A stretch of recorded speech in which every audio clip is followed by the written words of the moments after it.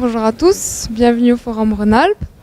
Aujourd'hui, nous avons l'immense plaisir d'avoir avec nous Monsieur Pierre Bérat, le conseiller régional Auvergne-Rhône-Alpes et président de la commission Enseignement supérieur et recherche. Bonjour à vous. Bonjour.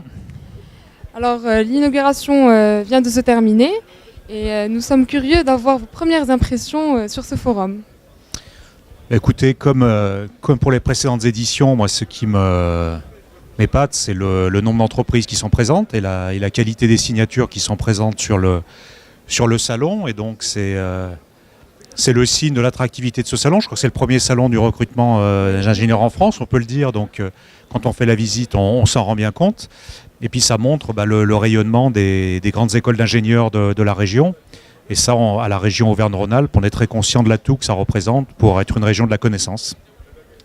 En effet, comme vous l'avez dit, le Forum Rhône-Alpes est l'un des forums les plus importants à l'échelle nationale et aussi européenne.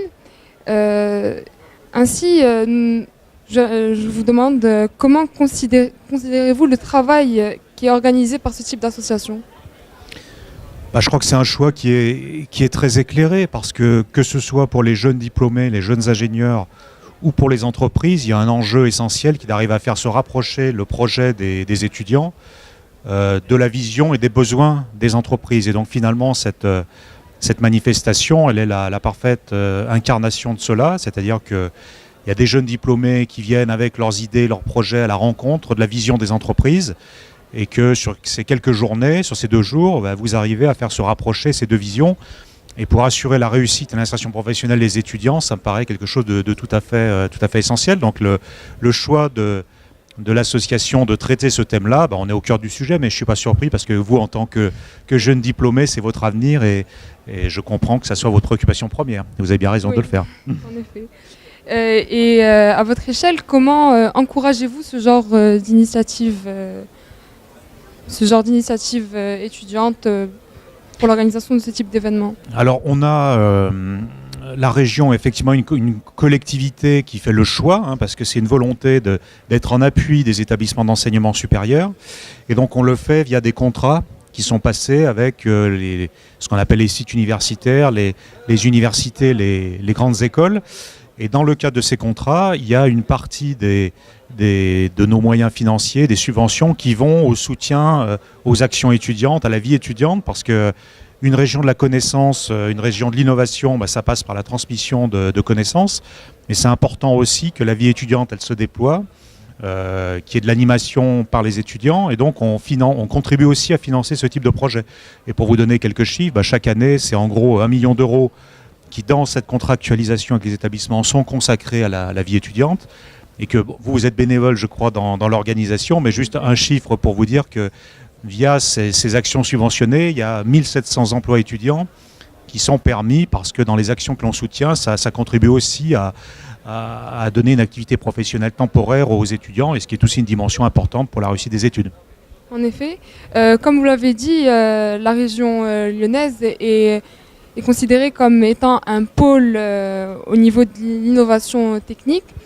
Et à ce niveau-là, comment maintenez-vous la compétitivité technique dans la région ? Quelles sont les actions mises en place pour cela ? Alors la région, c'est effectivement la région Auvergne-Rhône-Alpes, avec ses grandes métropoles notamment, et dont la métropole lyonnaise a effectivement un rôle clé pour la France en matière de connaissances et d'innovation. Je le disais tout à l'heure, 15% des ingénieurs français sont formés dans la région, donc c'est tout à fait essentiel. Nous, on a une stratégie d'enseignement supérieur, de recherche et d'innovation, avec une ambition, c'est qu'on soit une région vraiment qui pèse au niveau européen et donc qui soit dans les meilleurs sur nos grandes spécialités. Et donc cette stratégie, elle consiste d'une part à avoir une approche stratégique et qui fait qu'on se centre sur nos grands domaines, nos grandes spécialités d'excellence. Donc on a défini 8 domaines d'excellence en matière de recherche et d'innovation que l'on aide. Après, il y a un principe qui est d'avoir des plateformes d'innovation qui rapprochent la connaissance des écoles des besoins des entreprises pour qu'elles travaillent en commun sur des projets d'innovation.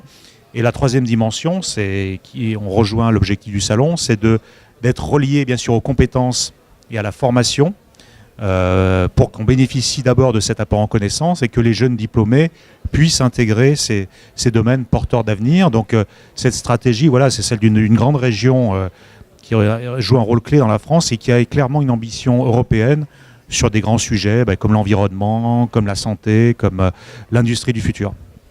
Très bien. Donc on peut voir qu'il y a plusieurs activités qui sont mises en place pour maintenir cette compétitivité. J'aurais une dernière question. Comment expliquez-vous la relation entre les grandes entreprises françaises et les grandes écoles d'ingénierie ? Je pense que les grandes entreprises françaises et multinationales qui sont implantées en France connaissent la qualité de l'enseignement supérieur et notamment de ces grandes écoles. C'est un atout, c'est un patrimoine de connaissances que nous avons dans notre pays et que c'est un signe de l'attractivité de la France et notamment de la région. Quand ces entreprises s'intéressent au profil de nos jeunes diplômés, c'en est le signe. Et je pense que cette attractivité, elle est le fruit d'une part de l'excellence scientifique ou dans d'autres matières, et le fait qu'on ait des écoles qui s'ouvrent aussi sur d'autres problématiques est un peu la spécialité française, où on ouvre le champ de la réflexion, et ce qui fait qu'on a des jeunes diplômés aujourd'hui qui sont prêts à affronter des situations très diverses, c'est que ça fait une richesse de la France et que pour les entreprises, ce sont des profils qui sont tout à fait intéressants.